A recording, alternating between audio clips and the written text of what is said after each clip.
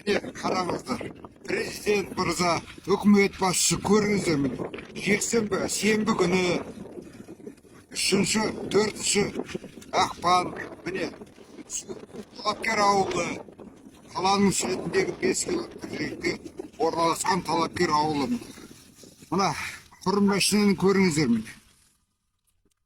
Далада 20 градус аяз. Міне, осы кісілердің бәрі мына суға келіп тұрған адамдар міне. Көріңіздер міне. Талапкерден 5 километр жерде тұрған ауылымыз міне. Көрген күніміз міне осы. Күнде су тасу, су беретін жері мынау модуль міне. Көріңіздер осы. Қаншама халық суға келіп тұр.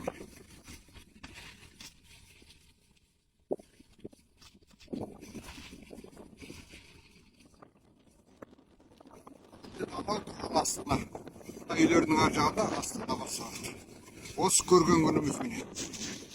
Бізге бұндай үкіметтің қажетіне халықты сумен, ауыз сумен қамтамасыз ете алмаса.